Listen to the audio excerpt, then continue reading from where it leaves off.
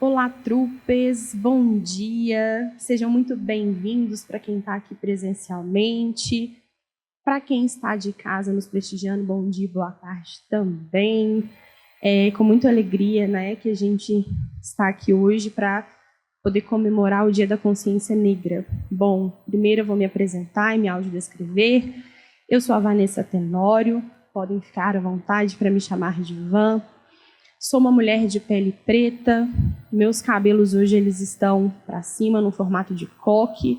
Estou utilizando uma blusa tomara que caia na cor marrom. Estou utilizando uma saia preta até a canela e estou utilizando um tênis branco. Sou da área de CX e sou liderança do grupo de afinidade Roots, em parceria com a Lili Brandão, que está curtindo as suas férias. Ao longo desse mês, o Roots e o Grupo de Diversidade, Equidade e Inclusão têm realizado várias ações em prol da pauta de raça e etnia, uma vez que no Brasil, 20 de novembro, é marcado pelo Dia da Consciência Negra, que visa manter vivo os acontecimentos, ou seja, as lutas dos movimentos negros pelo fim da opressão provocada pelo processo de escravização e pelo fim da discriminação racial. Lembrando que o Brasil é o país com a maior população negra fora da África. Lembrando que a África hoje é um continente. São cerca de 56% de pessoas negras autodeclaradas, pessoas pardas e pessoas pretas. Mas nossas reflexões sobre raça e etnia abarcam também a questão das pessoas indígenas, quilombolas, ciganos, pessoas em situação de refúgio, dentre outros. Este ano, quisemos propor nossa reflexão sobre raça e etnia, um outro tema muito atual, que é a IA. Afinal, somos uma empresa global de tecnologia e, portanto, inteligência artificial é o tema do momento, algo super estratégico para a Hotmart e para nós, troopers, participantes ou não de grupos de afinidade. Queremos aprender algo novo todo dia, não é mesmo? Para isso, temos muita honra de ter conosco para o painel Como Tornar a IA Aliada da Inclusão, a nossa sponsor do Roots, Natália Brandão, que também é nossa head de Legal, Tax e Compliance, que será a mediadora desse papo. E também gostaria de convidar ao palco os nossos painelistas. Danilo Segura, Data Manager especialista em IA da Hotmart, e o nosso convidado externo, advogado, escritor, especialista em compliance antidiscriminatório, Fabiano Machado da Rocha, do escritório PMR Advocacia. Então, uma salva de palmas para os nossos participantes.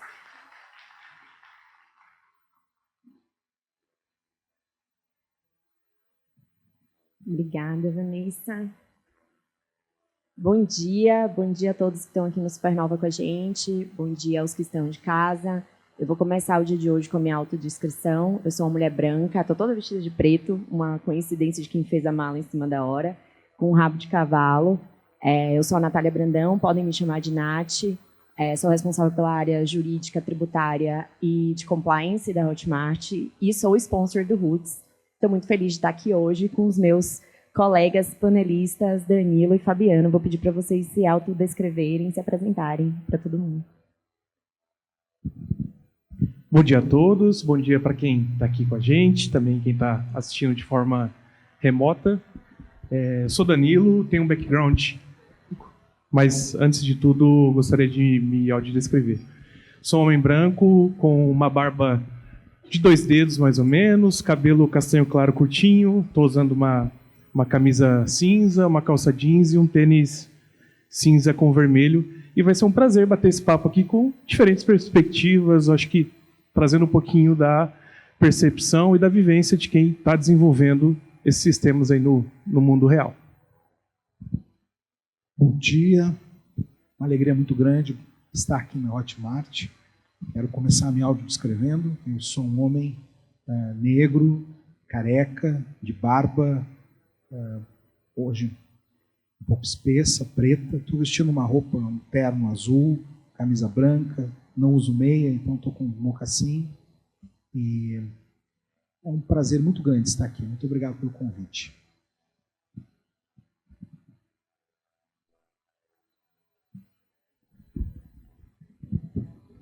Bom, o prazer é nosso de tê-los aqui. Para a gente começar o nosso papo, eu vou pedir para a produção colocar o vídeo que a gente separou. Aí a gente se pergunta, não é, Taz? Mas a pecinha por trás dessa inteligência artificial não é um ser humano? Para mim, o grande erro desse debate é a palavra artificial, porque ela induz a gente a comparar com a inteligência biológica. E aí vira essa confusão. Mas ele é de esquerda, ele é de direita? Não, é uma ferramenta. Agora, a própria matéria falou ali, ele é treinado. Treinado com que tipo de dados? Produzidos por humanos. Quando? No passado. No caso do OpenAI, é de 21 para trás. Então é óbvio que tem viés. É óbvio, porque foi produzido por gente. Seres humanos como eu e você, cada um de nós tem um viés. Político, partidário, musical, cada um tem um viés. Não é crime ter viés. O que falta é transparência e entender que eles são apenas ferramentas criadas por humanos. São humanos que criam a inteligência artificial. Para o bem ou para o mal, né?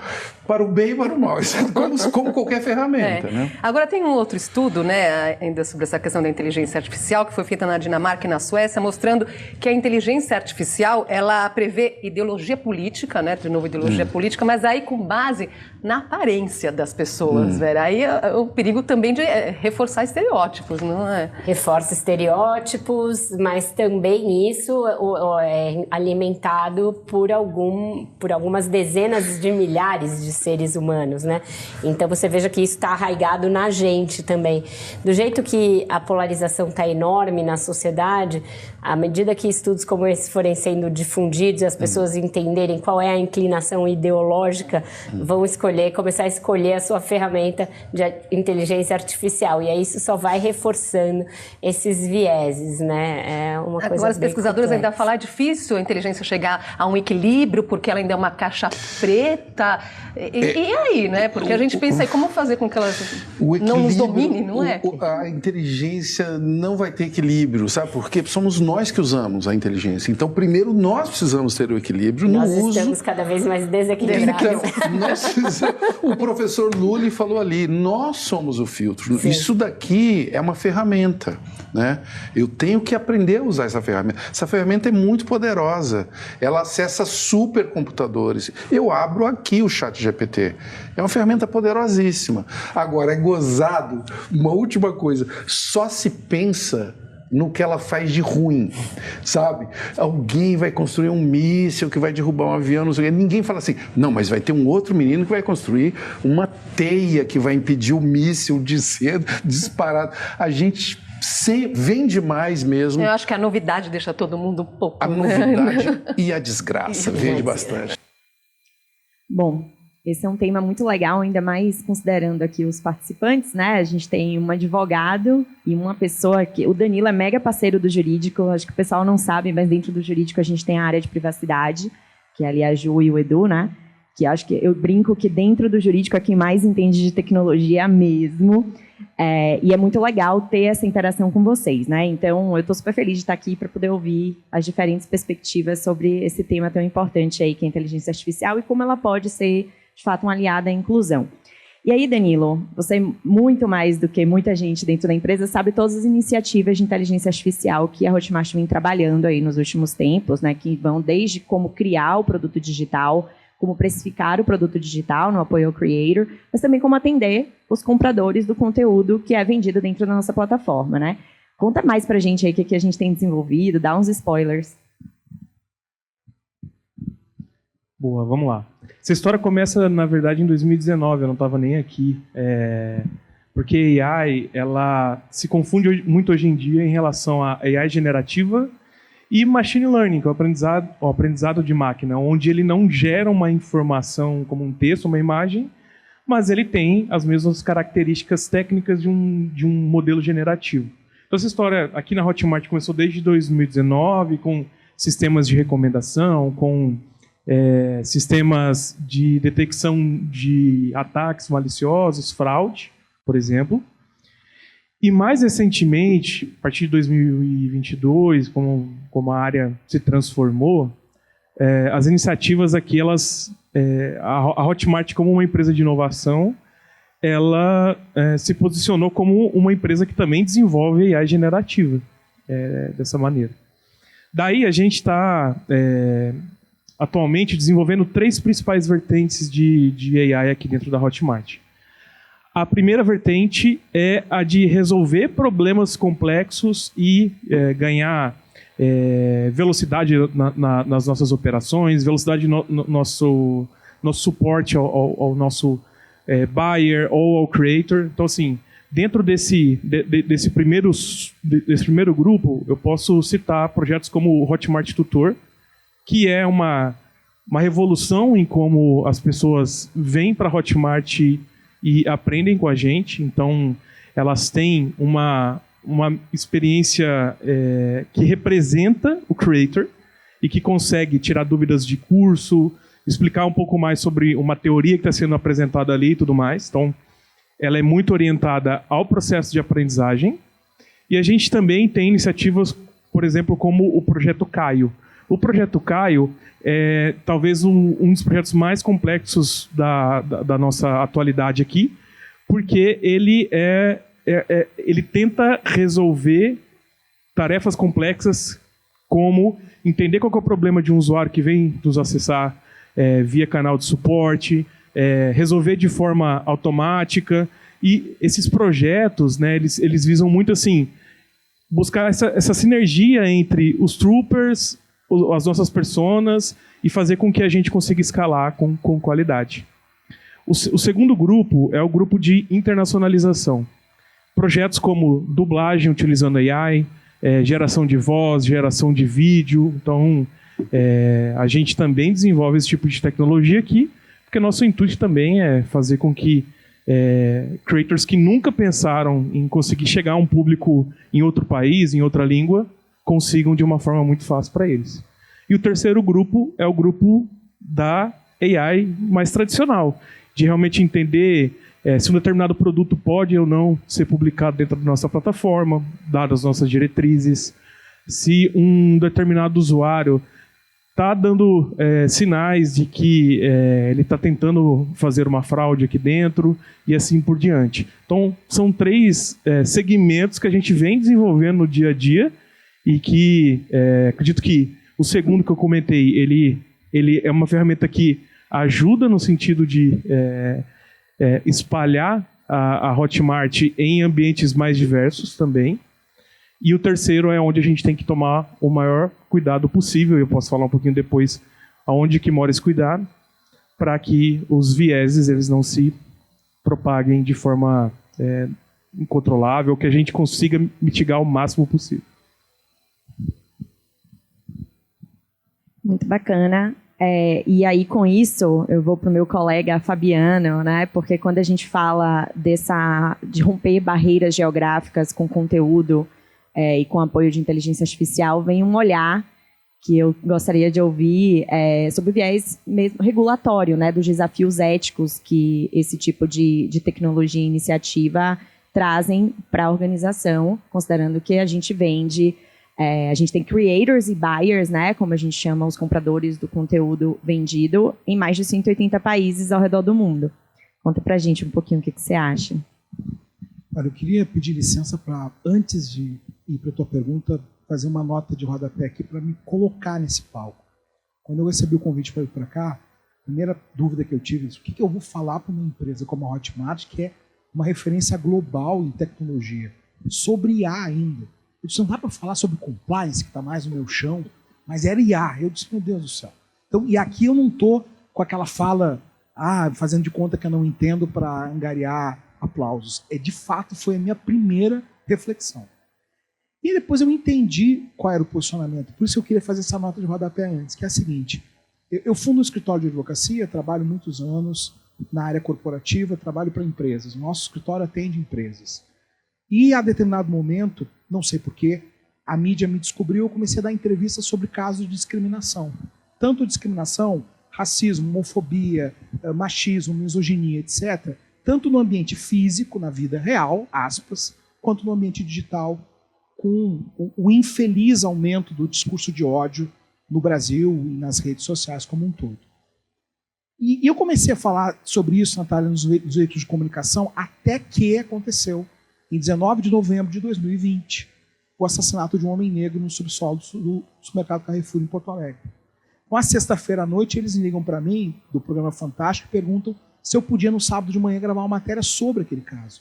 Eu disse, ok, topo, já tinha feito algumas matérias no Fantástico, e eles me mandaram aquelas imagens. E eu quero dividir com vocês que foi uma noite muito disturbing para mim, foi uma noite muito dura, porque existiam aquelas imagens que circulavam na internet e as imagens que eu recebi com todo o que aconteceu e eu fui assistir, enfim.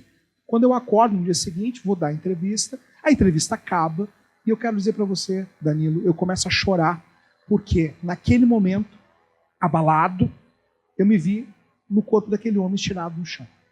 Aquilo ali mudou toda a minha carreira. E de um advogado trabalhando com compliance na área de saúde, inclusive lá tive aula com a professora Elaine, na pós-graduação do Sírio-Libanês, hoje somos colegas, eu dou aula lá também, eu pivoto a carreira da área de saúde para a área de compliance antidiscriminatório, que é trazer para companhias uma visão de advogado corporativo, uma reflexão de como o compliance pode ser uma ferramenta de gestão para promoção de um ambiente de diversidade, de respeito, de centralidade da proteção das pessoas, porque ao fim e ao cabo é disso que nós estamos tratando.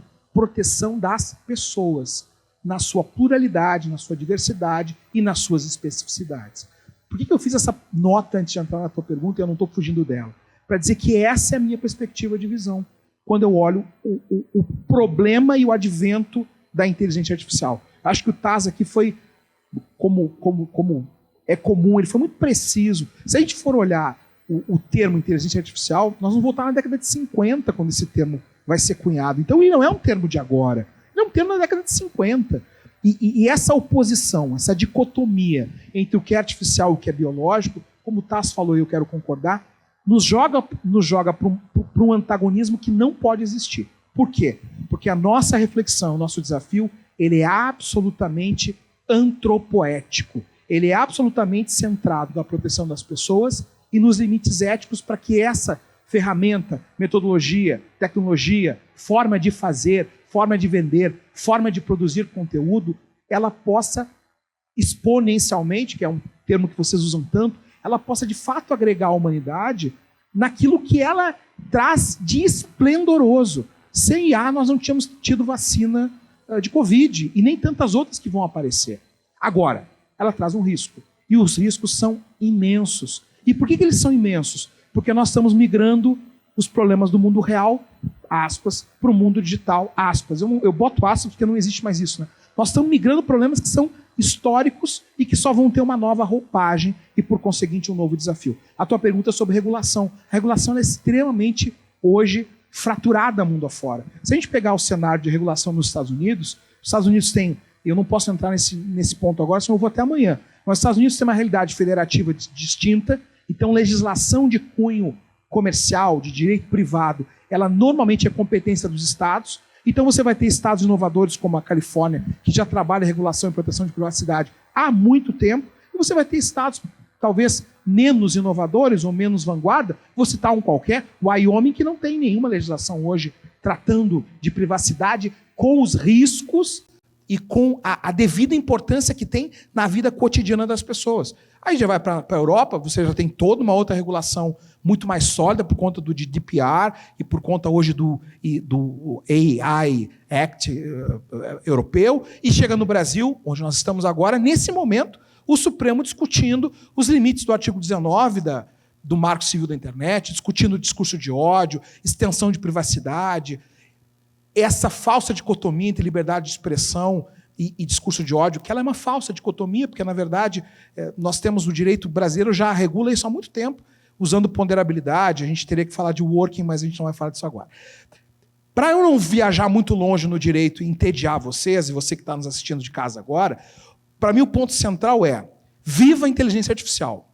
Vamos acolher com toda a alegria e com toda a esperança que ela traz para nós como humanidade. Mas que existem riscos, existem, e no campo da discriminação eles são imensos.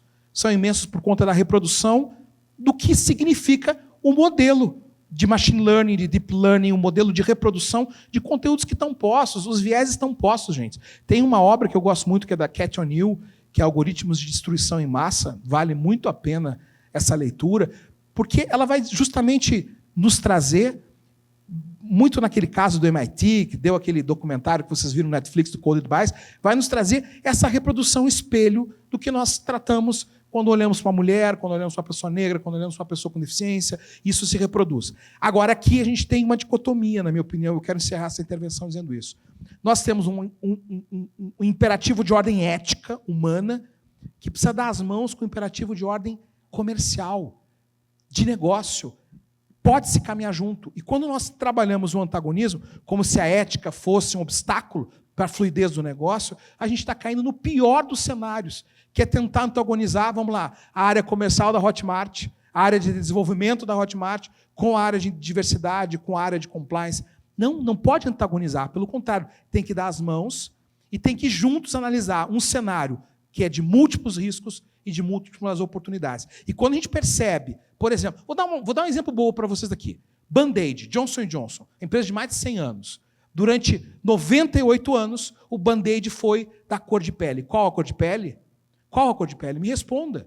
Em primeiro lugar, me responda qual é o tom de cor de pele. Porque se eu pegar o Pantone, tem pelo menos 15 paletas diferentes que vão dizer que é cor de pele. Qual é a cor de pele? Durante 98 anos foi uma cor de pele, mas não era a minha. Não era a minha cor de pele. E hoje você tem paletas diferentes, de cor, para o Band-Aid. Aí fica a pergunta, mas qual é a diferença? Band-Aid existe simplesmente para cobrir uma ferida e ter aí uma realidade antisséptica. É verdade. Do ponto de vista conotativo, direto, objetivo, científico, é isso. Mas pertencimento, engajamento, representatividade. E agora eu quero falar para vocês que são criadores de conteúdo e criadores de estratégias comerciais, que é fundamental para um grupo como a Hotmart. Quando você traz a realidade do consumo para uma realidade de engajamento, de pertencimento, de representatividade, de me ver ali, eu mudo a experiência dessa pessoa, não estou usando a palavra consumidor, atenção, é de propósito, eu mudo a experiência da pessoa com aquela marca, com aquele produto. Isso gera user experience, client experience e todas as tecnologias que vocês conhecem e devem discutir para fazer com que a gente compre as coisas mais rapidamente na velocidade de um clique. Isso é uma decisão ética do Band-Aid, da Johnson & Johnson, ou é uma conjunção entre uma visão ética de uma sociedade plural e diversa do ponto de vista étnico-racial com o aumento de um market share? Essa é uma resposta, me parece um pouco óbvia. Não abraçar a diversidade, atenção, é uma decisão do ponto de vista comercial errada. Ponto. Sem dúvidas. E você contou a história do Band-Aid, eu sou casada com um homem preto retinto, e eu me lembro o dia que eu entrei pela primeira vez na farmácia e vi o Band-Aid da cor da pele dele. E eu dei de presente para vários amigos. Eu sou de Salvador, a cidade com a população negra, maior cidade de população negra fora do continente africano, né? E eu me lembro até hoje desse dia. Você vê como é uma coisa marcante, assim como Não foi combinado, o exemplo não foi combinado. A sapatilha da bailarina, né, que tem a Ingrid Silva, que passou anos pintando. Eu fui bailarina a minha vida praticamente toda. Então, é muito marcante como parece sutil, mas é de um tamanho gigantesco. E aí eu acho que, nesse lugar, de fato, a inteligência artificial pode ser uma grande aliada, mas, de novo, temos que ter cuidados, né? E aí acho que o Danilo pincelou um pouco aqui a questão dos vieses, assim como você trouxe, né? E aí eu fico pensando como que a gente pode, de algum modo, dado que, no fim, é criado por humanos com vieses, o que a gente pode fazer de esforço para tentar combater esse viés de algoritmo, viés de dado, que é inerente ao uso da inteligência artificial, né? E queria ouvir um pouquinho do Danilo. Boa. Acho que o primeiro passo é você formar times diversos, porque pessoas diversas têm vivências que conseguem, acho que de uma forma muito agregadora, não só gerar o valor, mas também garantir com que a gente não projete esse viés dos dados que são enviesados desde a coleta da informação. O que mudou da década de 50 para cá? A computação. A computação ficou mais barata, a computação ficou mais eficiente, mais rápida. Quem que domina a capacidade de coletar muitas informações, de gerar muitas informações? São os polos que mais se desenvolveram. Então, necessariamente, por exemplo, os modelos GPT que são desenvolvidos, eles estão incrustados com todo o viés de quem criou naquela sociedade daquela maneira. E a gente está utilizando isso, e a gente tem que saber que isso tem que ser julgado em algum nível. A solução precisa passar por isso. Então, acho que começando por times. Eu acho que é onde a gente cria cenários de testes muito mais rigorosos e muito mais diversos. Vou dar um exemplo para vocês, real, do que aconteceu num projeto de dublagem aqui, para vocês entenderem o quão grave isso é. Comentei sobre dublagem automática, que entende a voz da pessoa, mas também reproduz os lábios, faz a sincagem de lábios das pessoas. A gente que está pesquisando nessa área percebeu que a maioria dos artigos e trabalhos que estão sendo desenvolvidos na China.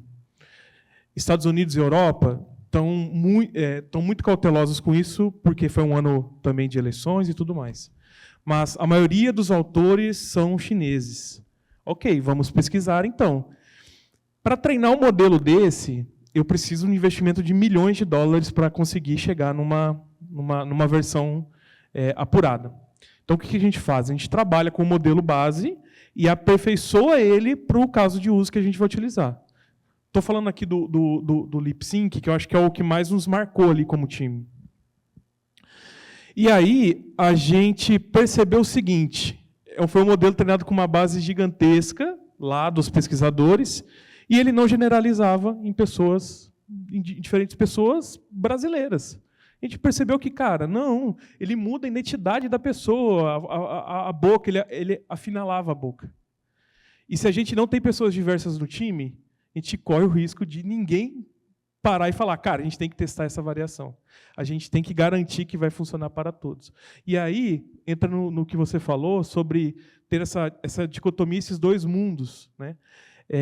Se você olhar somente pelo lado comercial e entender que, por exemplo, o modelo cheio de viés, ele vai ter uma entrega mais rápida, ele vai gerar mais lucro, se você olhar puramente para isso, você está errando completamente do outro lado da balança. Então, o que a gente faz? Cara, coleta de dados, a gente tem que garantir que a gente tem uma distribuição mais justa, mais pensada. As validações também são importantes, tanto validações dos humanos que estão criando, projetando sistemas, mas também os próprios sistemas, aí vai ficando mais difícil, né? Mas os próprios sistemas se julgarem, que é outras opções que a gente tem no mundo da AI e da tecnologia. Mas acho que esse foi um caso onde a gente percebeu, gente, a gente precisa, não dá para seguir com isso, por melhor que seja, isso não está nem em discussão. E a gente, com certeza, não seguiu com esse tipo de solução. E é legal comentar, né, que a gente tem aqui o AI Council, que enfim, se discute os princípios norteadores aí do uso de inteligência artificial nos negócios, né? E a gente tem a Ju Salles, que é a nossa DPO, que faz parte do AI Council, com esse olhar dos princípios éticos que deveriam nortear. Então, é um comitê bem misto para tentar equilibrar exatamente isso, né? Assim, os sonhadores de tudo que pode ser feito com IA, porque tem um potencial de revolução gigantesco, mas, de algum modo, os balizadores, que são os princípios que deveriam regir todo e qualquer investimento da Hotmart para que tivesse alinhado com o que a gente acredita que deveria ser feito, né? Então, é legal ver isso. Você me permite dar um pitaco na resposta? Com certeza. É pitaco, tá? Porque, de novo, quem entende, tecnicamente, é o Danilo. Mas eu queria adicionar, a partir da minha visão de advogado de compliance, o primeiro movimento é existir este tipo de encontro aqui. É uma empresa que tem fundadores aqui, que andam por aqui, eu conheci um deles agora, no café, que permitem que esse encontro aconteça. Ele pode acontecer simplesmente para fazer uma marcação de posicionamento de marketing, tá? Uma coisa meio diversity washing, ou ele pode acontecer a partir de uma visão ativa de escuta para compreensão, porque, vamos lá, Hoje em dia, a nossa vida inteira é uma vida de pesquisa, né? Todas as empresas são lifelong learning. Tudo que se faz hoje é refletir sobre os desafios de disrupção que nós estamos vivendo. O mundo da advocacia não se fala imensamente. Então, eu queria dar 3 pitaquinhos. Primeiro, ter uma alta gestão e empresa que tem fundador e fundadoras que comprem a ideia. Segundo, times diversos que compreendam a agenda ética associada à agenda de negócio, porque senão, em algum momento no board, na decisão, ou quando chega ali no final do ano que a meta não é batida, quando chega aquele quarter e não bateu, e a última linha não fechou, e aí eu quero dizer uma coisa para vocês, eu estou aqui falando num evento fechado, dentro de uma companhia, para lideranças que estão aqui, para lideranças que nos assistem de casa. Uma companhia foi criada também, sim, para gerar lucro, gerar resultado. Não pensar nessa perspectiva é a gente talvez ter uma visão romântica que no final do dia atrapalha o avanço de uma agenda. Aqui nós somos uma empresa de fundador, mas boa parte das grandes companhias são companhias de capital aberto, que têm políticas, que têm regramentos, que têm deveres fiduciários, nome bonito para dizer responsabilidade dos gestores. Então, assim, quando nós conseguimos sinergizar a agenda ética de diversidade, inclusão, respeito, combate ao preconceito e mostrar para a alta gestão de uma companhia, para os líderes de área, para as lideranças de departamento, sei lá qual é o KPI que você está trabalhando hoje, que isso faz sentido para o negócio. E eu quero pegar um gancho na fala do Danilo. Você disse assim, talvez para aumentar o lucro seja melhor colocar um produto de lip syncing aí que você falou, mesmo que ele tenha algum viés, algum problema. Aí eu queria fazer uma ressalva. Talvez, Danilo, aumentar o lucro imediato. Mas quando nós olhamos uma curva de mais longo prazo, talvez esse produto seja um risco, seja uma liability para a companhia. Que risco? Um risco de amanhã depois ter uma responsabilização numa ação civil pública por racismo, por exemplo, ou o maior de todos os riscos, Natália, que é a perda de consumidores, usuários, o desengajamento. Por quê? Porque o colega do lado, a Hotmart B, a XYZ, eu não sei quais são os grandes competidores de vocês, ela foi lá e não permitiu que o lábio fosse afinado. Por uma decisão ética, mas que também passou por uma decisão de respeito a um elemento visual, étnico-racial das pessoas daquele país. E aqui é um desafio, porque vocês atuam no mundo todo. E aí vocês têm elementos estéticos, elementos culturais, elementos linguísticos, elementos de posicionamento, elementos simbólicos. A gente está falando de uma diversidade semiótica absurda, que precisa ser compreendida, não apenas na lógica ética, mas na lógica de negócio. Por quê? Porque se no primeiro momento soltar um produto com alguma imperfeição que a gente vai, na tentativa e erro, corrigindo, pode, quem sabe, destruir a tua lucratividade no longo prazo. Porque lucratividade tem que ser compreendida numa companhia no longo prazo. Não à toa, quando vai ter um M&A, a gente trabalha com aquele algoritmo da perpetuidade. Então, é o segundo pitaco. O terceiro e último pitaco é o seguinte, gente, dado é dado. Então, quanto menos opaco, mais a capacidade de a gente ter elementos internos de auditoria contínua para compreender aonde aprimorar a leitura do dado, do metadado, etc, etc. Acho que com isso a gente consegue ter um casamento perfeito, que é de vocês que são creators com o jurídico que não está aqui para dizer não. O jurídico do passado, viu? Quando a gente usava gravata, hoje nem tem mais gravata, acabaram com a gravata, felizmente. Mas quando a gente usava gravata, a primeira coisa que a gente aprendia na faculdade era dizer não. Não em inglês, não em português, não em espanhol. Normalmente a palavra é semelhante. Hoje a gente aprendeu a dizer sim, dizer, vamos ver como é que dá para fazer? Vamos ver como isso faz sentido para a proteção da sua cadeira. Atenção, para a proteção da sua cadeira. Quando uma companhia pensa na segurança do todo, mas na sua cadeira. Porque quem responde por racismo, Lei 7716/89, é um ser humano, não é uma máquina e não é um CNPJ. Esse é um desafio contínuo. Enfim, desculpa, pitaquei demais a tua resposta, mas eu queria dizer isso porque de novo, vamos dar as mãos. E eu quero fazer um desafio aqui para a Hotmart.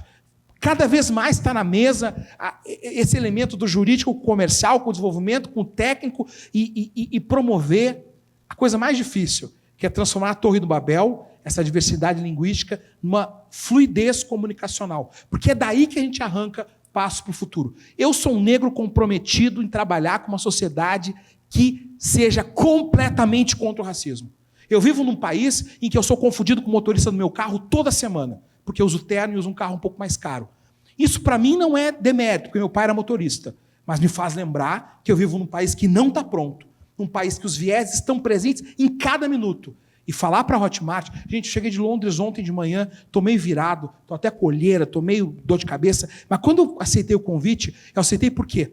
Porque de lugares como esse, do seu trabalho, e você que nos assiste em casa, sai a revolução. Vocês plasmam o mercado. E quando plasmam o mercado, plasmam as relações sociais que derivam do ambiente digital. E tem uma mega responsabilidade por trás, né? Como líder de mercado na América Latina, a gente sabe que os olhos estão conosco, né? Então, acho que esse compromisso com a ética, com a forma de fazer o negócio, é o que faz a gente crescer de maneira consistente e sustentável. E eu fico feliz de ser responsável por uma área de compliance jurídica onde está alinhado com os princípios, senão eu jamais sentaria nessa cadeira também, porque no fim do dia é o CPF que está em jogo também, né? Então, é muito legal de ver isso.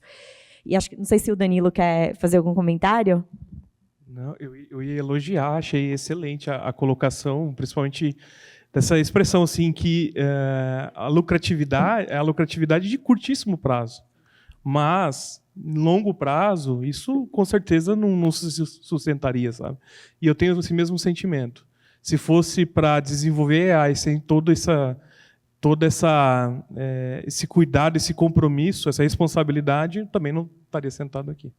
É muito legal de ver. E aí eu vou fazer uma ponte com sua fala, que a gente tem visto a tecnologia sendo usada por diversas formas no contexto de segurança pública, né? São Paulo hoje é tomada pelas câmeras, né, que estão ali muitas vezes colocadas por condomínio, enfim, e a gente sabe que a gente escuta histórias, por exemplo, de pessoas que estavam ali com mandado de prisão aberto, que foram localizadas em metrô, localizadas em estádios de futebol. Então, a inteligência artificial ela vem tendo bastante estudo para ser usada num contexto de segurança pública, só que a gente sabe que isso traz um risco gigante para os estereótipos raciais, né? E aí, ouvindo esse papo de viés e esse contexto de que assim é dado que é um poder revolucionador que pode ajudar muito, mas também tem os seus riscos, qual a sua visão em relação a isso? Acho que você antecipou um pouco, mas seria legal te ouvir. Fogueira, né? A visão é uma visão de medo. Medo. Porque no Brasil, toda semana a gente vê um homem negro, uma mulher negra sendo presa por conta dos livros fotográficos de reconhecimento facial. Os livros são os dados imputados no nosso bom reconhecimento facial que está aí. Então, eu tenho medo. Eu tenho bastante medo. E pessoal, inclusive. Porque eu não estou livre de daqui a um pouco estar chegando para ver o jogo do Internacional, que é meu time de coração, e o algoritmo me reconhecer de forma errada e eu sair dali algemado. Volta e meia, a porta do meu prédio não abre com o meu rosto. E vocês sabem do que eu estou falando. Isso é tecnológico, não é? Tem ali inputs de dados baseados em fotos antigas, fotos aqui, lato sensu, que fazem com que tenha algum problema técnico de reconhecimento. Eu não vou entrar numa seara que não é a minha, senão vão jogar papel em mim, ou coisas piores, mas o fato é que, esses dias eu estava fazendo um teste cardiológico e o meu médico me explicou como é que esse relógio da Apple fazia a referência do ECG que ele tem aqui, e ele foi me dando os estudos que foram empregados, uma revisão sistemática, que é uma técnica de estudo na área de saúde, para explicar que, para mim, como homem negro, não era o melhor indicador. Ele mudou ali o indicador, disse, talvez aqui teu batimento, tua zona tal de queima calórica é tal, e foi me explicando por quê. Por conta do dado do qual essa plataforma foi gerada. Gente, isso pode mudar a forma com que eu treino e pode mudar, talvez, um ataque cardíaco que eu tenho na esteira. É disso que a gente está tratando. Precisamos de tempo e de muita sensibilidade. Eu vou usar uma expressão verdadeira. Sensibilidade política. Essa pergunta que você fez é uma pergunta política. Não é política partidária, tá? É política de política pública. Esse é um problema real que existe hoje no Brasil. Pessoas são presas erradamente. Gente, um dia, não queiram ter experiência nenhum de vocês de um dia com a sua vida privada da liberdade. não queiram. Recentemente, o STJ fez um evento muito grande para discutir exatamente isso. Hoje, no Brasil, está proibida a prisão exclusivamente baseada no reconhecimento dos livros fotográficos que tem lá nas delegacias de polícia Brasil afora. Está proibido. E, mesmo assim, continuam prendendo homens e mulheres negras com base nesses livros. São, na verdade, são álbuns. Né? Você já viu esse álbum? Já viu na televisão alguma matéria? São álbum. Imagina o seguinte, aquela catatal de páginas assim, a pessoa... Atenção, Hotmart. É isso mesmo que acontece.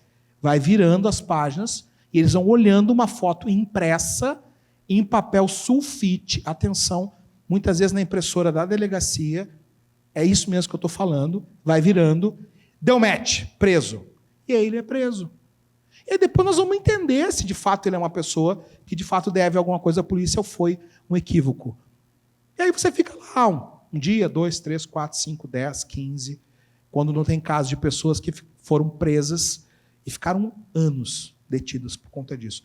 Esse é um problema global. Tem estados nos Estados Unidos hoje que vedaram a utilização dessa tecnologia para essa finalidade. A cidade de Auckland, por exemplo, vedou por conta de problemas que teve e, atenção, ações judiciais de responsabilidade de dano moral, tort law, contra o estado da Califórnia, contra a cidade de Auckland, e nos Estados Unidos essas ações dão indenizações imensas. Não sei se você sabe, desculpa aqui, mas essa curiosidade é legal. Nos Estados Unidos, um município pode ir à falência.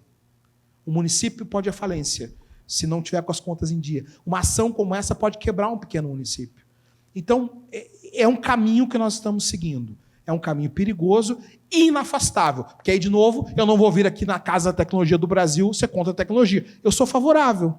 Por quê? Porque também essa tecnologia vai nos permitir coisas do tipo... Você sabe aquele cara racista que vai para um estádio de futebol ou que vai para o estádio de futebol cantar cânticos de ódio homofóbicos? Qual é a maneira de impedir que essa pessoa continue frequentando o estádio de futebol? Impedindo que ele entre no estádio de futebol. Como é que ele é impedido de entrar no estádio de futebol? Simples, com reconhecimento facial.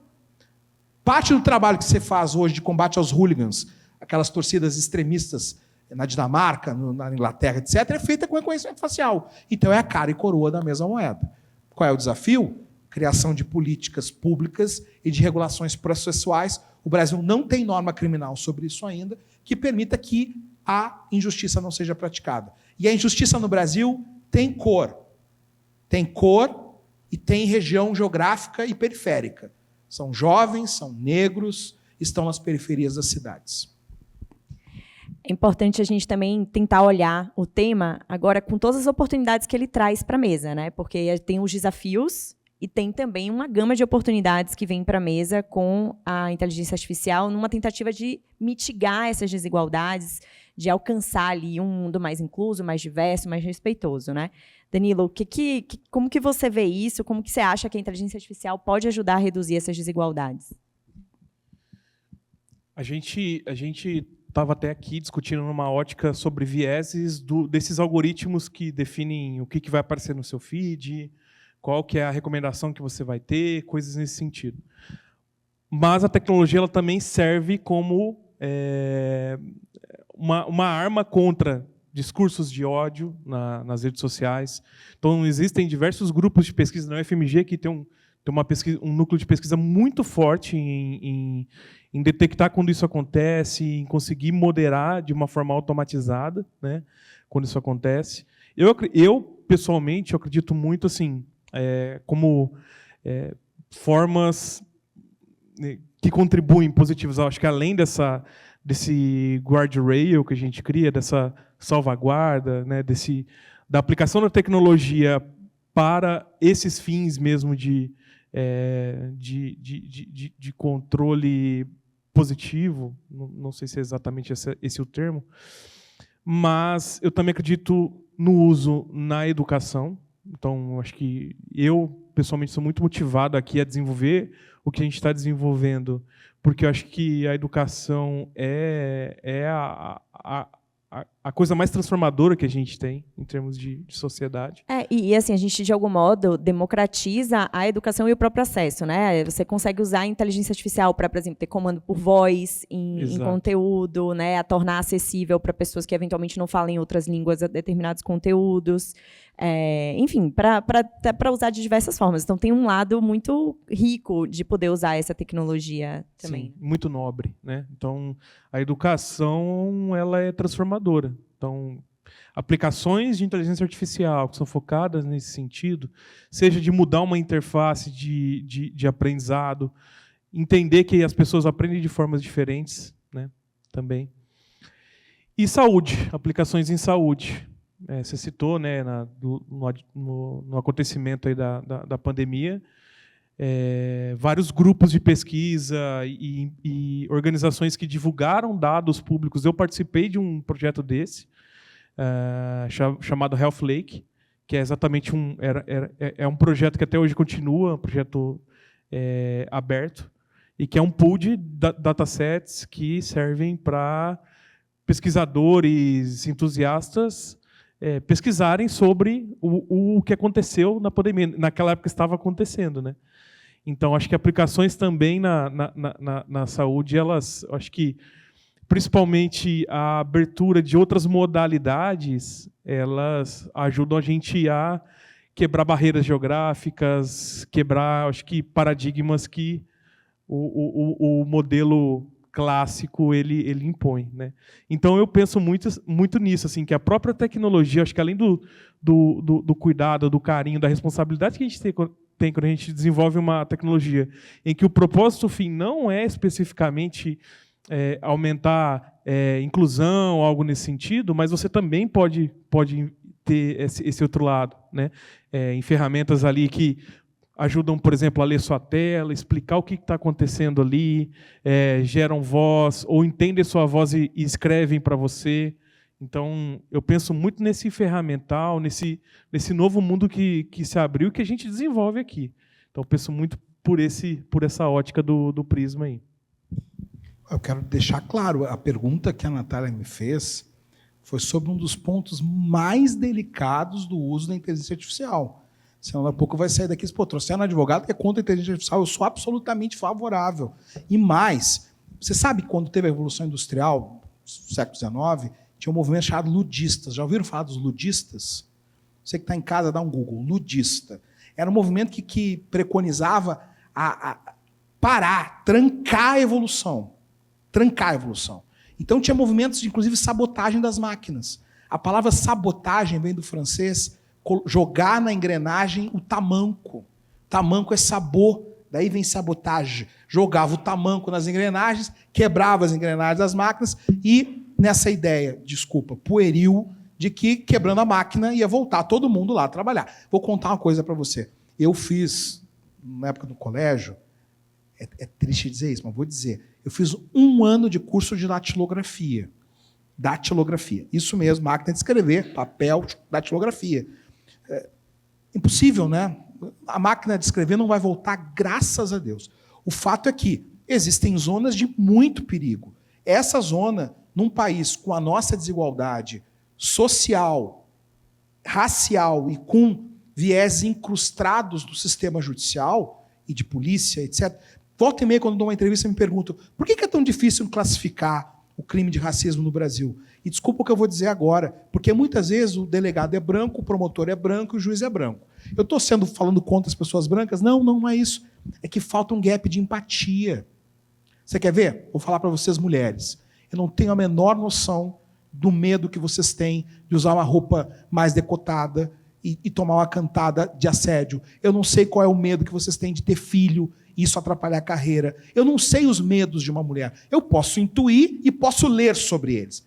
Mas o que vocês vivem num país que bate recorde de feminicídio, num país que bate recorde de importunação sexual, só você sabe. Só você sabe.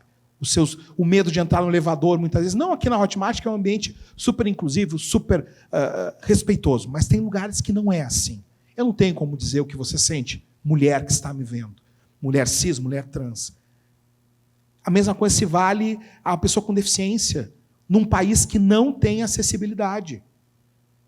para pessoas com deficiência física, pessoas com deficiência de outras naturezas, deficiência intelectual, não tem acessibilidade. Como essas pessoas vivem? O que elas sentem? Só tem um jeito, ouvindo. Escuta ativa, ouvindo e aprendendo com essas pessoas. Essa é uma zona perigosa. Mas a IA vem para revolucionar e vem para trazer vida. Para mim, essa é a palavra central. Ela vai revolucionar e vai trazer vida. Ela vai exponencializar a forma com que nós, por exemplo, no mundo do direito, podemos trabalhar a lógica de uma justiça que seja realmente mais justa, realmente mais eficaz, de uma saúde que, de fato, desenvolva preditivamente novas terapias. A minha mulher é da área de epidemiologia, trabalha com vacina. Eu ouço isso o dia todo em casa. Revisões sistemáticas que antes demoravam meses para serem feitas, que são feitas hoje em questão de minutos. Então, desculpa, eu não posso sair daqui com um rótulo de trouxeram um cara aqui que é contra. Não, eu sou completamente favorável, por favor. Não, acho que o contraponto é super importante, porque no fim do dia tem a ver com como você faz, né? Não é sobre não fazer, é o cuidado do como é feito. E, de novo, acho que traz uma responsabilidade para a empresa que quer ser pioneira nisso. A gente precisa saber que por trás somos humanos, temos vieses, temos que ter cuidado, mas que também podemos revolucionar e usar para o bem, né? Usar para transformar de maneira positiva a sociedade, não só a nossa micro-sociedade, mas a sociedade macro mesmo, né? E aí acho que vem, antes de abrir para perguntas, né? O último ponto que eu queria ouvir de vocês é assim, o que a gente pode fazer hoje para a gente ajudar, para a gente facilitar o uso da inteligência artificial para reduzir as desigualdades, né? Seja ela de que for. Assim, a gente falou da diversidade e eu já falei isso várias vezes aqui, repito, eu não acho que existe inovação sem diversidade. E acho que esse aqui dentro a gente vê todos os dias, né? Eu sou super orgulhosa do meu time é super diverso, seja em formação, seja em senioridade, seja em raça, seja em gênero. A gente está ali.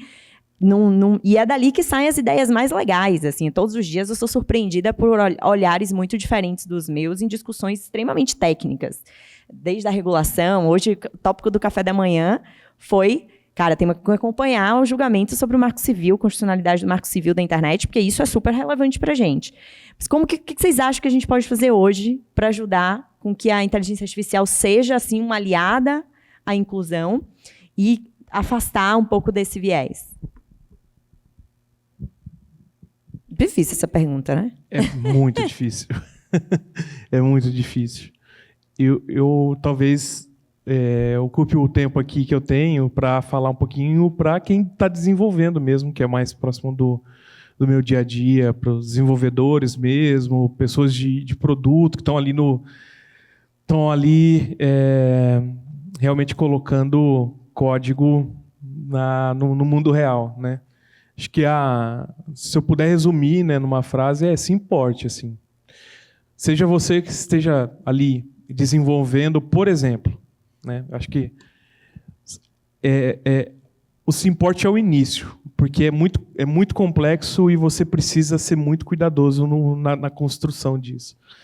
Por exemplo, o modelo de crédito, você pode tomar um cuidado, vamos dizer assim, de você amostrar os seus dados, levando em consideração alguma diferença, alguma disparidade que tem ali na sua coleta, né, no mundo real.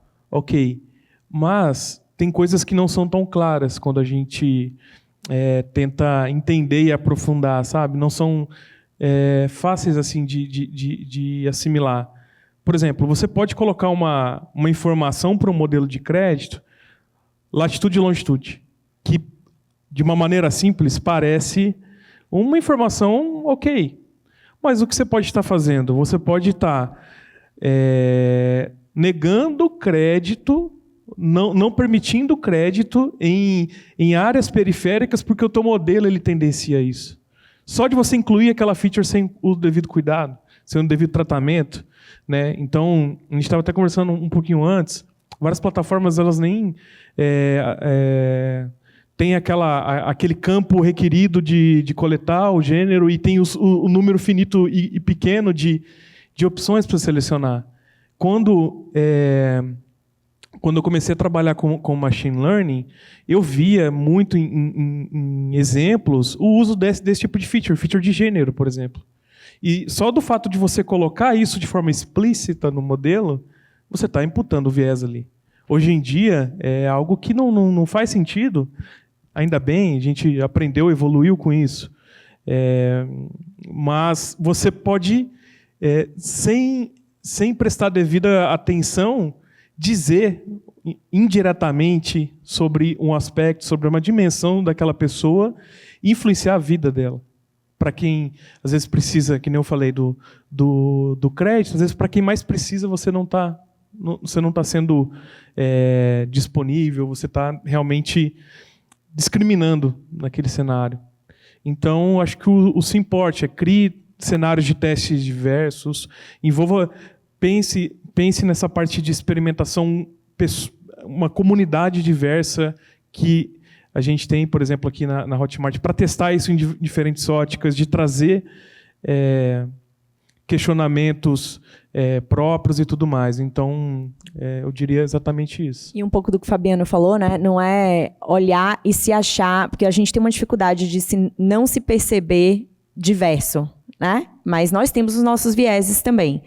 Então, acho que nesse exercício, não só olhar e falar assim, eu sei o que uma mulher pensa, ou eu sei como se sente um homem preto, e pedir o gênero num onboard de um produto, ou pedir... igual a gente brinca, né? Você vai pedir orçamento, festa de criança, vai pedir orçamento de salgado.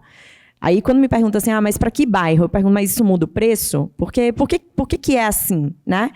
Então, esse cuidado traduzido aqui para o nosso dia a dia é na hora de fazer as revisões de produto da gente, de fazer os desenvolvimentos, tentar não só olhar, achando que a gente sabe como o outro se sente, mas trazer para a mesa as pessoas que têm lugar de fala em relação àqueles elementos, né? E sempre, por favor, envolver o jurídico e o compliance para a gente fazer as coisas do jeito certo, para que sejam sustentáveis, né? De novo, acho que no ponto do Fabiano, a gente tem orgulho de poder apoiar o negócio em crescer, né? Então, é sempre importante ter essa validação, porque no fim do dia existem regras, existem riscos que parecem muitas vezes extremamente teóricos e distantes, mas que estão aqui batendo na porta e às vezes você nem sabe, porque o papel do jurídico é que provavelmente você nem saiba de fato que a gente está administrando esse tipo de risco, né? Mas...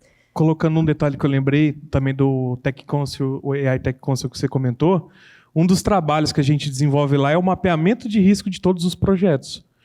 E eu acho que entra nessa seara. Os projetos que têm os maiores coeficientes de risco são exatamente os projetos onde a gente deve ter todo esse cuidado aí. Por exemplo, um modelo de detecção de padrões de fraude. Eu não posso, por exemplo, construir isso de qualquer maneira e, de uma forma discriminatória, dizer que um usuário aqui está cometendo fraude e outro usuário não está, né? Então, esse é um projeto que ele está no primeiro lugar desse mapeamento de riscos que a gente tem, dentro do que a gente faz aqui. A pergunta é dificílima, mas eu quero te devolver com uma provocação. Acho que a resposta... Se eu estivesse aqui falando agora... Faz uns dias eu falei para um grupo de magistrados, um projeto do STJ. Eu iria para um caminho. Aqui eu estou falando de uma companhia privada e que trabalha com tecnologia. Aqui eu quero dizer para você, contra-provocando. Eu acho que o desafio é que a Hotmart decida vender para mais pessoas. Decida vender para mais pessoas. Deixa eu explicar a minha provocação. Vou dar uma referência aqui de série. Talvez ninguém tenha visto, porque é uma série um pouco chata, mas eu amo. Chama Mad Men. Mad Men é uma série que se passa em Nova York, na década de 50, contando o início da indústria de publicidade e propaganda. E Mad Men não é por causa de loucura, porque as grandes agências ficavam na Madison Avenue, em Nova York. E tem uma cena, em determinado momento, em que o Drape vai sentar e liderar uma reunião, era o personagem principal, e eram homens brancos sentados numa mesa, todos homens, fumando compulsivamente e definindo uma campanha de lingerie nova. E aí eles estavam explicando como que as mulheres tinham que usar aquele novo sutiã que naquela época era mais pontudo assim. Não vou saber explicitar a técnica deste produto, né? E vale a pena ver essas... Eu vou tentar lembrar o episódio e vou mandar para você, Elaine. Porque o debate daqueles homens sobre o que era mais confortável no uso do sutiã, ele é incrível. Ele é incrível. De como isso moldava a indústria, a publicidade e propaganda, e cá entre nós, o impacto que a publicidade e propaganda tem na década de 60, 70, 80, até os dias de hoje, na formação dos hábitos, costumes, relações, etc. Parte das revoluções culturais passam dentro do universo da publicidade e propaganda. Aí você vai dizer, pô, mas você está dando um exemplo da década de 50, então deixa eu dar um exemplo dos anos 2000. 2010, tá? Victoria's Secret, campanha de lingerie, marca de lingerie. Como eram as Angels da Victoria's Secret? Vocês lembram? Mulheres altas, magras, muito magras, e loiras, com exceção da Angel, que era a Naomi Campbell. Todas eram loiras. Porque tinha ali um padrão. Era o padrão que vendia, que tinha aderência, que tinha projeção, que tinha... E N outros atributos da comunicação que eu não vou saber dizer. Ok?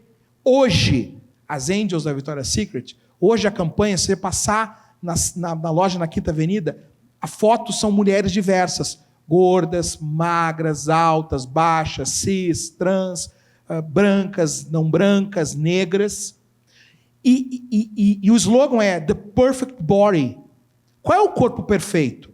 O corpo perfeito é de uma mulher de 1,80 m, magra, esguia. Esse é o corpo perfeito? Eu pergunto para você, esse é o corpo perfeito? Você, mulher, esse é o corpo perfeito?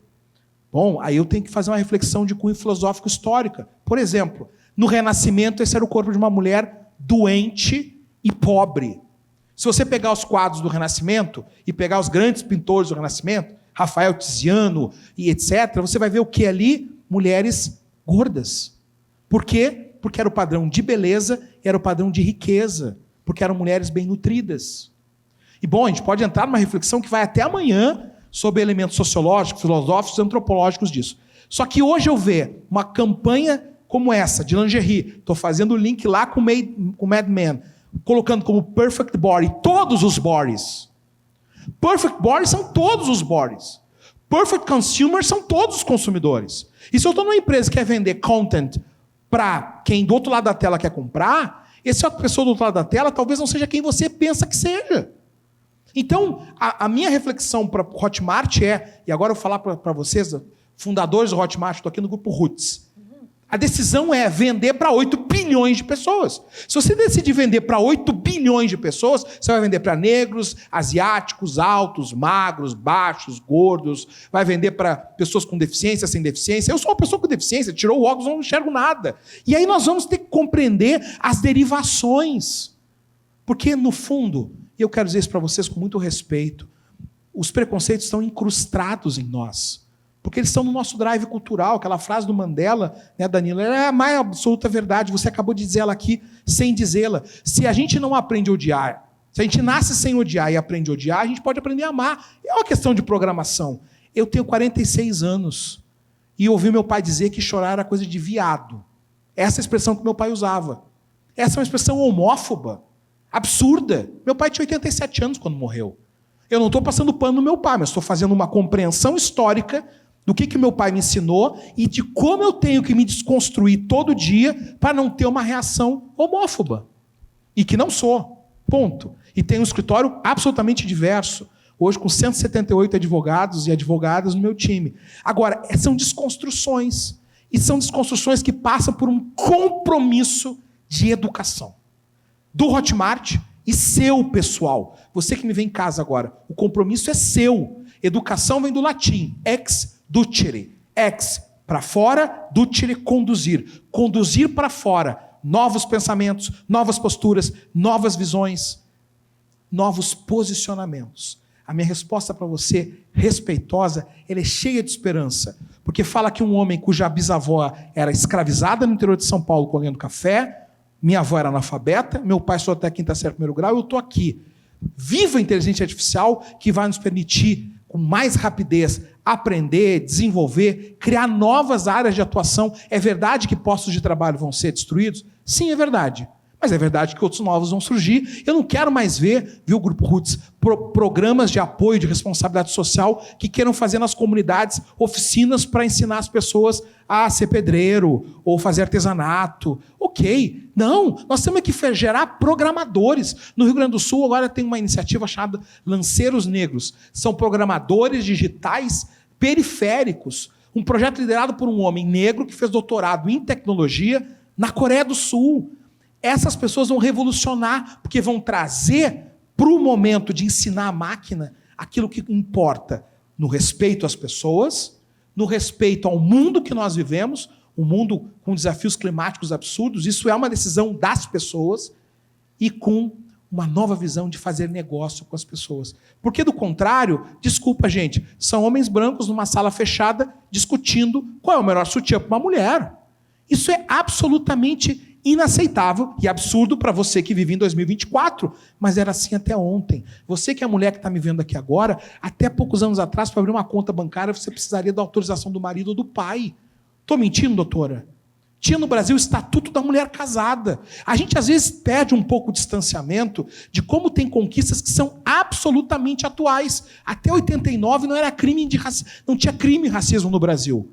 E hoje, 2024, não é crime prática de homofobia no Brasil. Não tem uma lei que fala sobre isso. Tem uma decisão do Supremo que equipara. Lei não tem.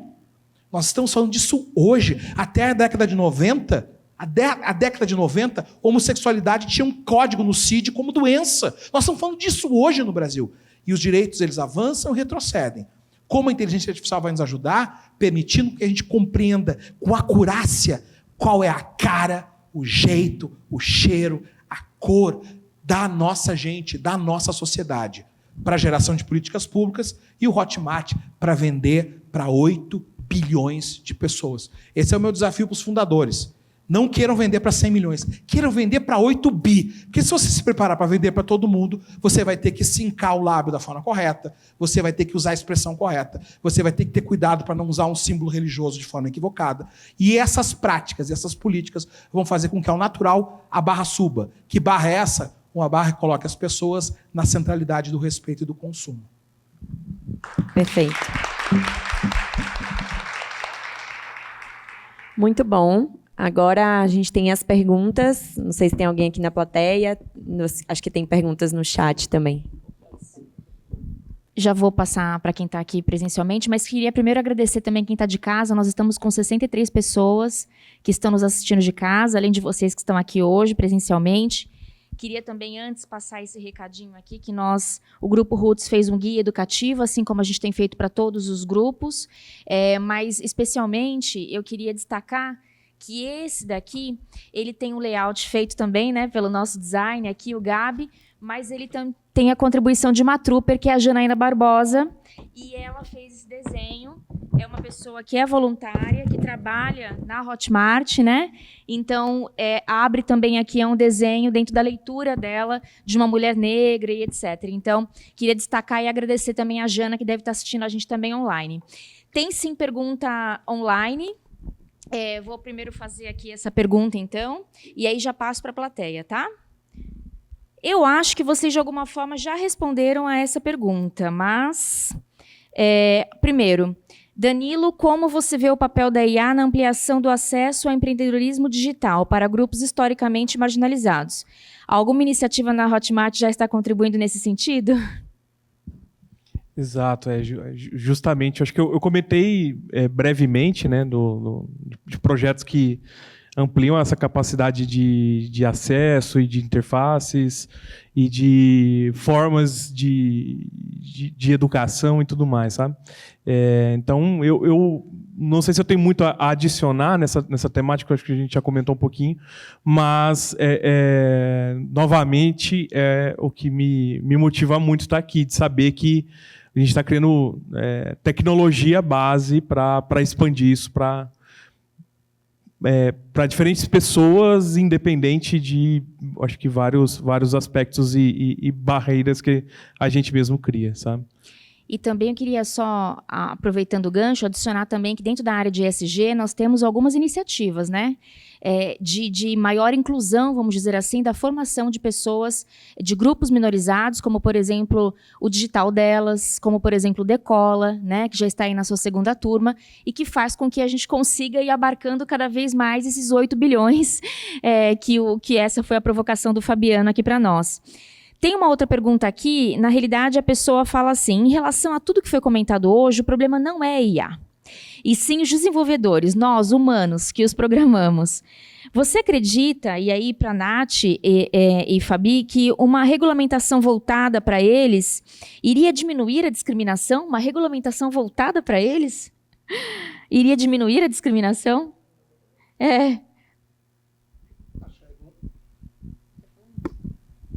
Acho que a regulamentação já existe, e não é pouca. Constituição Federal e mais um monte de leis, né? Eu vejo que no mundo corporativo, nós temos, essa é a minha opinião, eu tenho falado muito, sabe, Natália, para CEOs, conselhos, eu tenho feito mentorias para alta gestão. Acho que o nosso desafio aqui é, de novo, né, compreender que conformidade ela tem um elemento ético, regulatório, mas tem um elemento de adequação de mercado. Então, para quem nos fez a pergunta, ouça o que o jurídico fala, ouça o que o compliance fala, ouça o que o Roots vai explicando, mas também compreenda de que o nosso desafio de Hotmart é vender para 8 bilhões de pessoas. O nosso desafio é gerar a melhor experiência para o usuário, para o cliente, para o consumidor, não sei como vocês chamam, não quero tropeçar nas nomenclaturas. E isso, com o tempo, vai... a provocação inicial está totalmente correta. O problema não é IA, são as pessoas. Mas IA é a last mile, é ela que vai jogar elementos concretos na vida das pessoas. Quando um algoritmo de crédito não dá um crédito porque a pessoa mora no bairro tal, isso não é novo, isso é antigo. Ela escala um viés que é imputado ali dentro. E que é antigo. Você pegar nos Estados Unidos, você vai ver que tinha até a década de 80 leis que impediam financiamento de casas de pessoas negras em bairros tidos como bairros de pessoas brancas. Os bairros de pessoas negras tinham maiores indicadores de violência e de menor qualidade de educação, em detrimento dos bairros de pessoas brancas. Logo, as moradias de pessoas brancas nos Estados Unidos valorizavam mais, em termos de real estate, valor imobiliário, do que a moradia das pessoas negras. Logo, as pessoas brancas enriqueciam com o tempo e as pessoas negras estagnavam. Vale muito a pena, googlem sobre isso. Tem uma sériezinha no Netflix, eu de novo dando série, tá? Que chama Explicando. Primeira temporada, último episódio. Explicando, temporada 1, último episódio.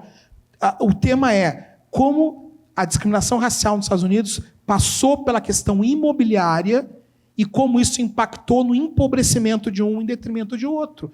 Isso é antigo, gente. Inclusive, você vê geograficamente, né? Eu fiz, nas minhas últimas férias, a Rota da Música, né? Que você passa ali pro Mississippi, enfim, é muito diferente. Você vê que tem razões históricas mesmo.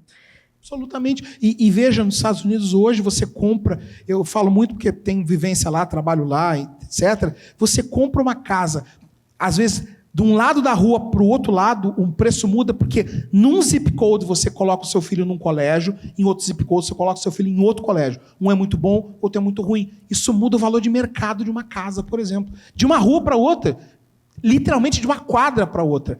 O que é isso? São fenômenos antigos, que já aconteciam e que podem hoje estar se reproduzindo nos algoritmos de liberação de crédito. Sabe onde é que está a maior inadimplência? A maior inadimplência não está na base, está no meio para cima. Porque quem está na base cuida do próprio nome com desespero, porque precisa dele no dia a dia.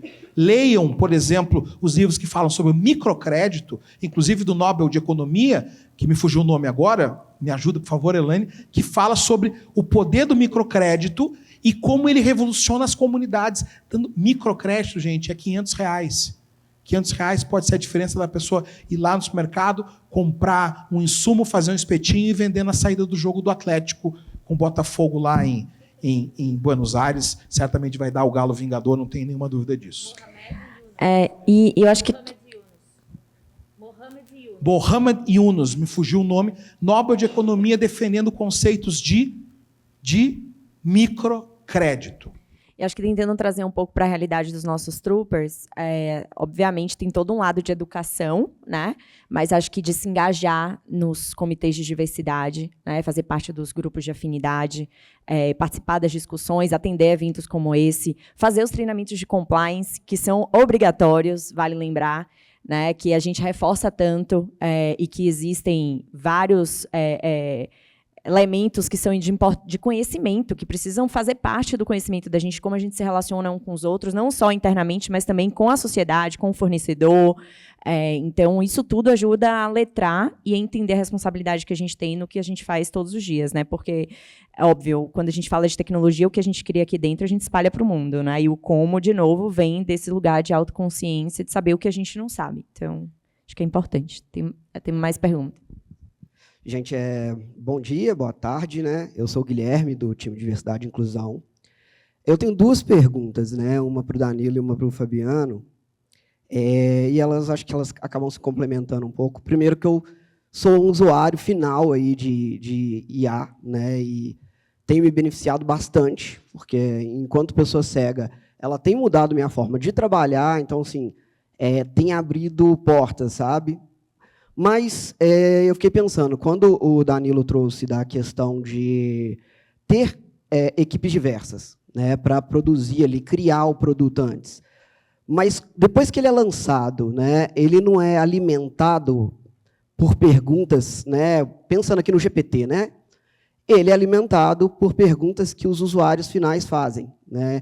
Então, eu fico pensando, o produto foi criado por pessoas diversas, ele saiu ali sem vieses, ou com o mínimo possível, né?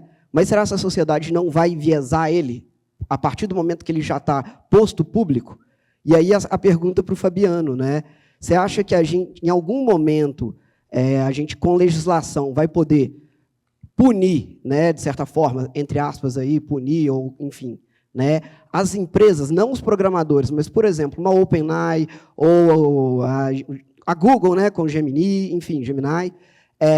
Isso, a minha dúvida para o Fabiano é essa, se a gente um dia vai poder pegar uma OpenAI e falar assim, olha, você produziu conteúdo racista e você vai ter que responder por isso. Ô Gui, excelente ponto. A resposta é sim.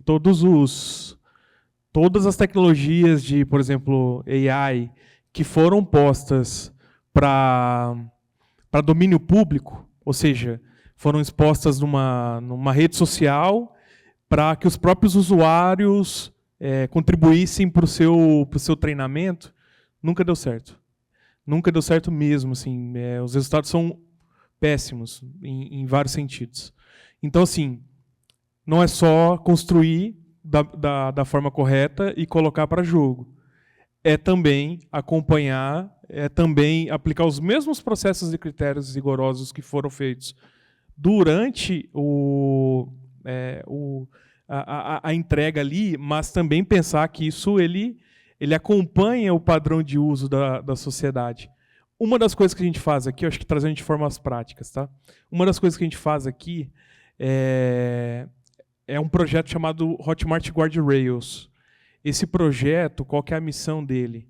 É garantir que tudo que entra e sai dos nossos sistemas que são alimentados por AI, eles passem por um crivo de quais são o que está sendo dito ali, ou o que está entrando no nosso sistema, porque, inevitavelmente, a gente retreina os modelos com os nossos próprios dados no futuro, e vai fazer isso. Então, a gente tem que saber classificar, tem que saber pôr uma tag assim, olha, não utilize esse dado porque violou tal diretiva que a gente implementou.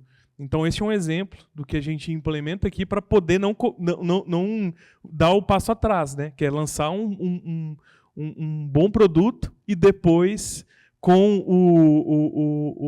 o uso no dia a dia, a gente correr esse risco de voltar atrás e colocar todo esse viés de volta no que a gente está criando. Então, esse é um exemplo aí. Guilherme, eu te respondo afirmativamente. Sim, com certeza isso vai acontecer. E eu quero dizer assim, hoje, quando se trabalha a lógica jurídica de regulação de IA no mundo, vamos lá, Europa, Estados Unidos e América do Sul, a Ásia está um pouquinho mais não regulamentada nesse sentido, tem alguns drives que vão orientar o debate. Um deles, sem dúvida nenhuma, é a questão da responsabilidade e da accountability das empresas de tech. Esse é um desafio imenso. E esse desafio, inclusive, vem muitas vezes de forma insidiosa, embalado com falsas polêmicas de cerceamento de liberdade de expressão. Tá? Quando aconteceu, por exemplo, o caso da suspensão do X no Brasil, sem entrar aqui em nenhuma polêmica política, tá? Quando houve a suspensão do X no Brasil, eu fui dar uma entrevista, Natália, e a pergunta do entrevistador foi: mas é liberdade de expressão? Eu digo, não é isso que está em debate. Nesse caso, o que está em debate é o não cumprimento de uma ordem judicial. Ponto. E aí, se o jornal cumpre uma ordem judicial, se o Hotmart cumpre uma ordem judicial, se a Vale cumpre uma ordem judicial, se você cumpre uma ordem judicial, se você estiver devendo uma pensão, uma alimentícia, você vai preso, você cumpre uma ordem judicial. Por que uma empresa como o X não vai cumprir uma ordem judicial? Era isso que estava em jogo naquele momento. Mas toda a polêmica envolvida, ela girava em torno da liberdade de expressão, como se a decisão fosse cercear a liberdade de expressão, que não foi cerceada no Instagram, que não foi cerceada no Facebook, que não foi cerceada no TikTok, foi cerceada naquele momento por conta do não cumprimento da decisão judicial. Isso está acontecendo em outras legislações, Guilherme. Um dos fundadores do Telegram foi preso na França, o TikTok está fazendo um acordo de indenização por conta de vinculação de conteúdo de ódio e até de incitação a suicídios. Essas coisas estão acontecendo por quê? Porque é tudo muito novo. Eu termino te respondendo assim, se eu tivesse mais uma hora, eu ia te provocar numa linha de filosofia do direito, mas assim, existe um descompasso entre o tempo real e o tempo legislado. A gente chama isso de um descompasso nomogenético. O momento que a lei é feita sempre é depois do fato social já estar acontecendo. Então, a gente está vivendo no Brasil o advento das bets e a regulação não acontece. Sobretudo num momento em que, transnacionalmente, como o conceito de soberania de fronteira ele acabou, o cara abre uma empresa na Estônia e opera no mercado brasileiro, isso gera novas dificuldades para o ambiente regulatório e para o ambiente de responsabilização. Agora, que vai ter que acontecer, e que já está acontecendo, já está acontecendo. E aí é por isso que eu acho que é tão importante a gente, de fato, se educar e buscar conhecimento, né? Na época dessa discussão do X, o pessoal do jurídico, por vários momentos, ajudou a esclarecer o que estava em jogo ali, o que estava sendo discutido. E a gente deu exemplos de coisas que acontecem que, às vezes, as pessoas não se relacionam. Então, imagina que, enfim, né, alguém publicou um conteúdo... vamos colocar um conteúdo racista e você pede ao juiz que derrube com base no Marco Civil da internet, né? Que é o que está sendo discutido hoje no STF. E a empresa simplesmente não derruba. A gente concordaria ou discordaria dessa postura da empresa, né? Então, acho que a gente tem que ter cuidado na hora que a gente vai discutir as coisas para saber exatamente o que é que está sendo discutido e não cair nos vieses. Porque os vieses estão aí o tempo todo, né? Então, é super importante. A Hotmart é uma empresa que, enfim, está sempre atenta a essas discussões, né? No mundo todo, né? É muito desafiador para o time acompanhar. E acho que o ponto aqui, né? Estou vendo o pessoal ali do contencioso, que, assim, às vezes o legislativo demora tanto que quem faz é o contencioso. Né? É o judiciário que vai determinar as consequências. E aí a gente entra de novo, tem que ter cuidado de novo com os vieses para não cair nas discussões que não fazem sentido quando o tema é esse. Então, Gui, acho que na minha visão, a realidade é que as empresas já podem ser responsabilizadas, sim. Talvez a gente não tenha uma lei específica, a gente está discutindo projetos de lei de regulação em Brasília e tudo para inteligência artificial, mas não me parece que o judiciário simplesmente responderia a um caso real simplesmente dizer não tem uma regulação específica para IA. Ela ia buscar na Constituição Federal, ela ia buscar em outros regramentos. Então, e aqui dentro, de novo, tentando fazer conexão com o trupe, a gente ia trazer nos nossos códigos de ética, a gente ia trazer nas leis internas que são aplicáveis a todos nós, né? Então, de novo, a informação é poder, gente. Vamos aprender cada vez mais. A gente está chegando aqui no finalzinho do nosso painel. Eu aprendi pra caramba. Foi um prazer dividir o palco com vocês. Queria dar a oportunidade de vocês se despedirem. Queria agradecer aos troopers que estão aqui no Supernova, o pessoal que está de casa. Eu tenho muita alegria de ser sponsor do Roots, já pelo 2º ano. Contem comigo, estou sempre aqui para vocês, entendo a minha responsabilidade nesse papel e estou aqui para que a gente cresça e que a gente tenha esse auditório cheio, porque é assim que a gente faz o mundo mudar, né? Legal. Queria agradecer o Roots, a Natália, a Elaine, pelo convite, pela oportunidade de estar aqui com vocês e de poder dividir um pouquinho da minha visão, da minha experiência, do que a gente está desenvolvendo aqui. Mas eu acho que, além disso, eu abro o pedido aí, acho que para abrir sempre que possível as portas do que a gente está criando de AI aqui dentro da Hotmart. Sozinho a gente cria, a gente não vai longe, a gente não cria o melhor que a gente pode criar para os 8 bilhões. Então, quero deixar aberto o canal sempre para a gente conversar, para a gente explicar, para a gente construir junto o que a gente vem desenvolvendo aqui de AI na Hotmart. Muitíssimo obrigado. Quero agradecer demais o convite, Natália, Danilo por dividir o painel, Elaine, na pessoa da Vanessa Tenório, que lidera o Roots junto com a Lilian, que está de férias, e dizer que, para mim, é uma honra, e eu preciso terminar dizendo isso. Eu saio daqui com muita esperança. Eu fundei um escritório de advocacia, Natália, em 2006, 28 de novembro de 2006, daqui 2 anos, vamos fazer 18 anos, eu e meu sócio. Na época, os dois no SPC, porque a gente saiu da PUC devendo para a PUC. Né? O filho do motorista se juntou ao filho da empregada doméstica, abriram um escritório com uma super networking e acharam que ia dar certo. Foram anos muito duros, de uma resiliência obstinada. Hoje nós estamos Rio, São Paulo, Porto Alegre, em breve Brasília. Vamos passar os 200 advogados e advogadas só trabalhando no mundo corporativo para algumas das maiores empresas do Brasil. Eu sou um homem movido pela esperança. E eu topei vir para cá, cansado de verdade, porque vocês pautam o mercado. Vocês pautam o mercado. Hotmart pauta o mercado. E quando você pauta um mercado bilionário, como esse no Brasil, que trabalha com educação, porque vocês, quando vocês entregam conteúdo para a sociedade, hoje, cada vez mais a educação se dá em plataformas como a de vocês. Vocês têm uma responsabilidade imensa. Começa nos fundadores e chega até o estagiário que chegou hoje, que é a responsabilidade de olhar para esse Brasil tão plural, tão diverso, tão misturado, lindamente misturado, e dizer, nós trabalhamos para esse país. E para mais 180, onde vocês estão, que são igualmente diversos, plurais, misturados, e que igualmente, como ao Brasil, sofrem hoje grandes desafios em todo o mundo. Você chega na França, tem xenofobia, você chega nos Estados Unidos, tem hoje um debate profundo de sustentabilidade ambiental versus negação do que está acontecendo, woke versus anti-woke. É um mundo em efervescência. Estar na Hotmart e sair daqui, cheguei, vim e estou voltando para o aeroporto cheio de esperança, porque a Hotmart, ao pautar o mercado, pode pautar uma nova sociedade, e parte acontece, Vanessa, em grupos de afinidade como o Roots. Muito obrigado, vida longa ao Roots. Vida longa. Bom, eu queria demais agradecer vocês, pedir para quem está em casa também responder a nossa pesquisa. Quem está aqui, venha para frente para a gente tirar uma foto todo mundo junto. Grava som, por favor, depois coloca o logo novamente, a hora que as pessoas se juntarem aqui, para a gente poder tirar essa foto bacana. E você vê como as discussões elas são boas e geram, né, outras.